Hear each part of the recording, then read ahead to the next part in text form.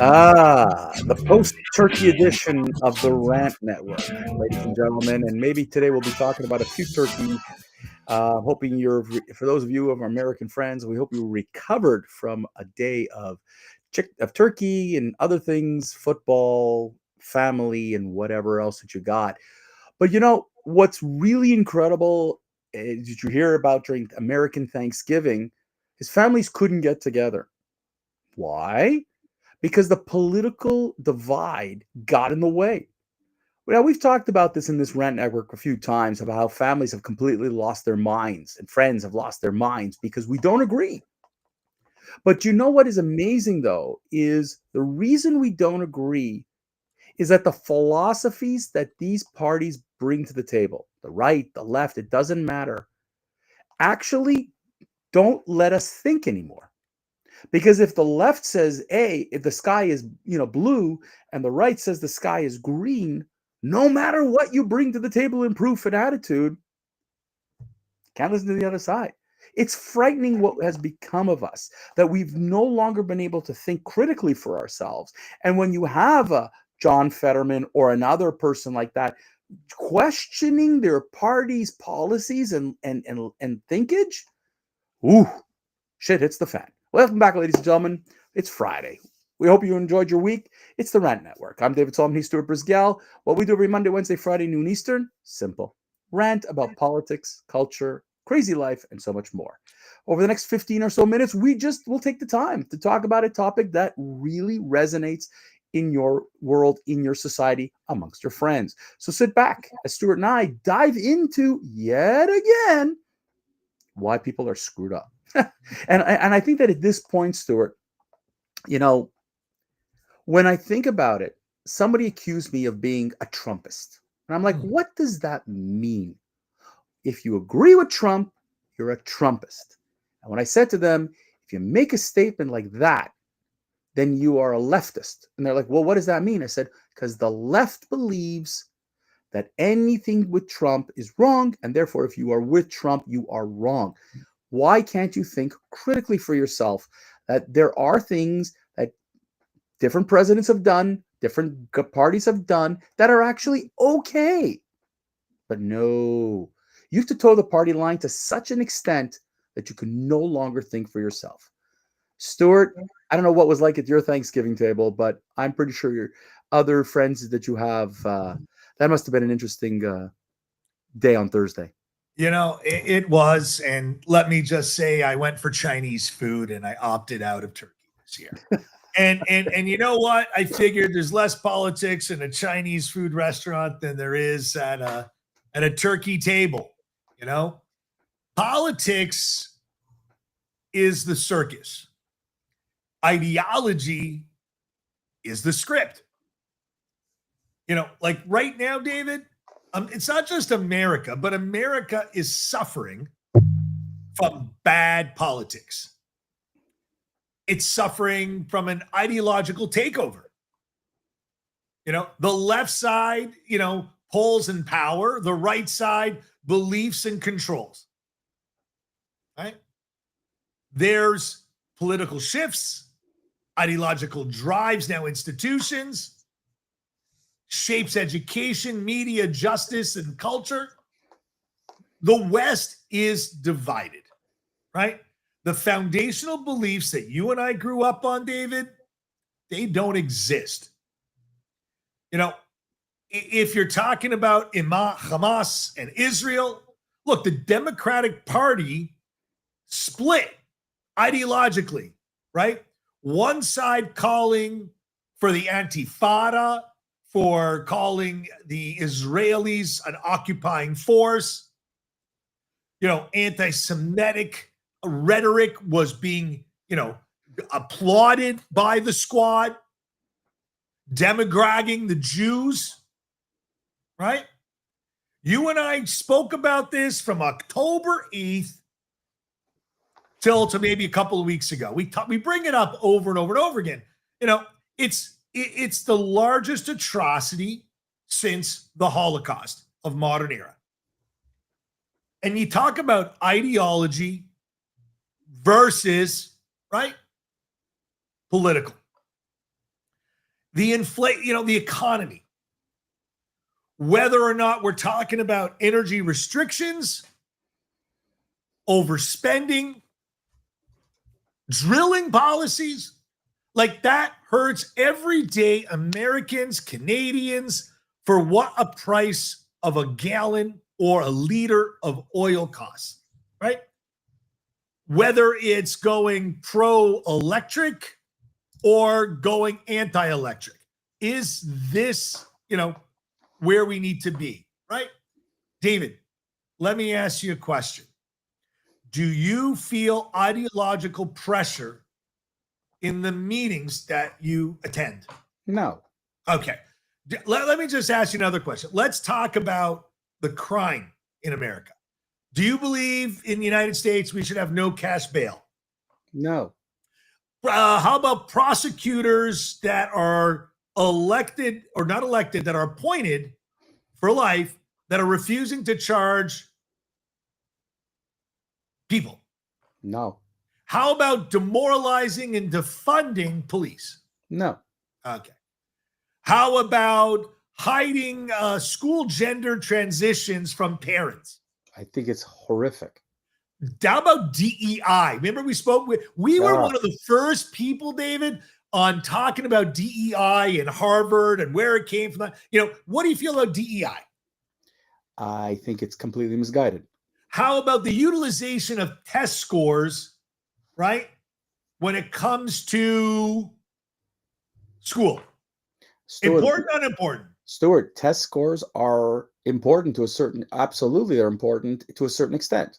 But again, what are they used for? How they used for is a different conversation, but test scores are important. Right. Remember, ideological versus politics. How about teachers in the classroom? You're married to one, so am I. And your mother was one. What's your question? Punish teachers for free speech or not? No, I think that there's a line. I'm a teacher, and I know that what can happen in a classroom if you let people go off on their own. It's very dangerous. So now we've weaponized the classroom. We've weaponized the courts. Right? Is there not selective prosecution? I can't wait for the transcript to see this. The weaponized. Listen, little Bugs Bunny there. Can you repeat your question? Sorry. Do you believe the courts are weaponized? And then I said, do you think there's been selective prosecution in the last 8 years? I think that the courts have been politicized. You do? Yeah. How about the judges? Do you think the judges the judges are themselves? Listen, when a judge stands there and say, I'm Republican or Democrat, you've already created for yourself a political angle. Come on. And so, in other words, they're activist rulings, not rulings based off of law. And not always, but yeah. Okay. So as I go down this list that I had to generate, right? Let me ask you another question. Do you think open borders are a problem? Yes or no? Yes. Higher taxes? Yes. How about what was the weakening of national defense and the incursions that happened under the previous administration as a result? See, hold on. Now you're politicizing. Now you're creating. You're making a political statement here. See, this is exactly what people hate. What you're doing right now is because you're trying to prove a point. Okay, I'm proving a point. I'm going through it. Was the national defense of the United States weakened in the last 8 years? Yes. Okay. How about unaffordability of energy? Apparently, yes. How about crime in America? Did that go up or go down? It went up. And how about parental rights? How about religious freedoms? How about the deep, dark state? Again, politics versus ideology. But you see, even the way you phrased it. How did I phrase it? You're politicizing. Because if your question is, do you believe in religious freedoms? Yes or no? That's a neutral question. Do I believe in teachers and free speech? That's a neutral question. Yes or no? Mm-hmm. But we as a society, want to pull people our way. So we lead the questions. We're like a lawyer. We're leading them to what we want to believe. I'm not leading anybody. I'm just speaking my mind. David, Okay. let me just go through what I believe are the green checks that every American or every free Western person wants. They want a secure border. Yes? No? How about a strong no, you know economy? what? Apparently not. Well, Apparently there's a whack of people on the left who believe in open borders. They okay. believe it let everybody in. So Okay. not every Westerner agrees with you. No, I'm saying the majority of Westerners. I don't agree either. I don't think that a majority do. Do you think a normal person wants No, to? you see, now you're Let me rephrase. Let me rephrase. Now Do you think the understanding of what a secure border gives and does not give? Now your question makes more sense. Do I think people understand what a secure border is? No, they look at the EU, a lot of them, and they're going, look, we're fine. We have open borders. Everything's kosher. And so the majority, if you take Western society, because you didn't say American, you said Western society, which does include Western Europe, and they have open borders, and they're saying, we're okay. Okay. So you just got to understand is the question is, do you like, what do you like? Do you believe now open borders versus immigration? Different story. But open borders, look, people come and go through the Europe, no problem, no passports. So again, I'm saying secure border, strong economy. How about energy independence? Again, you've got people who believe that you parental authority. Stop. You can believe people believe in energy independence. And again, this is where the neutral is. I don't agree with a lot of the philosophies, but this is the message. Energy independence does not mean oil. To a lot of people. Of course, I agree. It doesn't mean oil. Okay. Energy independence means being not reliant on any other. I think that a majority of people will say to you, we want to be energy independent. How we get there is where the line is divided. I don't believe that people agree on how to get there, because even you said oil versus electric is not. It's not the argument. It's not the argument. Being forced to choose versus having free choice and let free markets dictate, like beta versus VHS. Free markets choose what's divided. Right. Let's move on. We got a few more minutes here. Parental authority. Where? Important, unimportant? Where? In the classroom, in life, in the classroom, of course. Listen, Stuart, no, not of course. Listen, I believe it's the parents that have to make the final decision, not the teachers. That's my personal opinion. Okay. Okay. So how about the rule of law? Do you think those that commit crimes within a country should be punished to the fullest extent of the law provides? I think that you got to be careful of that words, because I agree that the law should be applied accordingly, not the fullest extent, because not everything needs to go to the extreme. But if you commit a crime, there is a punishment. There is a consequence. What we've created in our countries is I'm not responsible for what I do. So therefore, there's somebody else to blame for why I committed a crime. That's my opinion. Okay. But again, so the border ideology is not incompetence, right? If millions of people cross a border a year, is that not considered mismanagement? It's directed as a result of ideological saying borders that say that borders are racist because we want to have this screaming obvious nation without border. So then you have no nation. Now you're politicizing. You're going down that political road. To me, if you're telling me we're going to take in 1 million people in the United States, which is a small percentage, Canada is different. But if you say, because a million on 40 is different than 1 million on 300. But if you're telling me we're going to take in 100 million people legally, then I'm fine. But not illegally. You want to come in on a visa?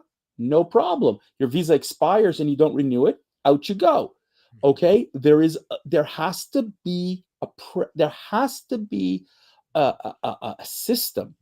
Otherwise, it's anarchy. The left says it can't support this ally that's under attack because their ideology internally is tearing the Democrats apart. So campus mobs, congressional racists, activistly chanting destruction of Israel. Look at what this ideological rot has brought to the political So arena. here we go. Here's the political. Here's how you politicized it. Look, to me, what I've seen is that the left has embraced a philosophy that they believe ties into Islamophobia. As a result, once you go down that road, it brings into play other things. Now they have an ideological problem. You brought up actually a really good point. This is the point where the ideology is, you tell us you believe in democracy, but you're siding with a terrorist. Yeah. You say you believe in an ally, but in order to get your point across, you need to create an idea, a narrative that it's genocidal, Yep. that they're causing a famine, that there are human rights violations. You have to create that narrative to justify your position. Ergo, the economy, right? You're let's look at Mandami. You're paying for their fantasies. Grocery bills climbing, gas prices are insane, housing's unaffordable, all because ideological beats math, right? The so whoa. Stop right there. Stop right there. Okay, great comment. We know housing has become unaffordable in New York. Solution: we try to create a free economy system, which we fix because the current free economy is not working, or we impose socialism. Those are the two ideologies on the table right now. And what Mamdani says is, I'm going to fix it with socialism. Now, if you look at it right now, globally, it doesn't work. It's been tried in various countries, and it's created an even more economic hardships, not prosperity. So a city like New York that was built on capitalism, free market, has gone awry. It doesn't mean you fix it by breaking it entirely. Yep. Or abandoning it. Right. So again, Republicans, stay, their comment is stop punishing American workers, right? Okay, but Stuart, let's wrap this up. We're already well past our the point we started this rant was, folks who are on the left or on the right aren't really listening to the other side as well, because let's be realistic, okay? If I were to take a pure conservative that you guys believe in, a pure conservative in the right doesn't believe in free education, doesn't believe in free in health, in a public health care system, that's what you believe. That's not what's happening. At the same time, a pure person on a Democrat doesn't believe in everything is under government control. There are certain things that are part of the free market, and that's why these ideologies are a little, are misunderstood. Is that people on the right and people on the left, on the left of center, the right of center, aren't pure there. They're still a blend. When you go further out, that's when they start to get a little stupid. And the further out you go, they get even more stupid because they're so hardcore believing that they don't even want to listen. With all due respect, even to the right, when you talk about a Tucker Carlson, who is no better than people on the left, because his comments are misguided. I agree. But David, I think you're right. We got well over the quarter hour. I'm going to say wrap it up. No, whoa. Don't touch that music button because you didn't do it right. You didn't finish this right. You started this rant right, but you just went off and wanted to prove a point, which is the Stuart Brisgell way of doing things. I'm going to prove my point. Folks, the question is, if you heard what Stuart said, all these questions that are there are the conversation subjects that you should be talking about at your dinner table. Do we believe in defunding the police as a question? Should we be defunding? Let's have a conversation about it. Don't tell me what to do. Let's have a conversation, pros and cons. Do you believe that the economy, do you believe in open borders? Have a conversation.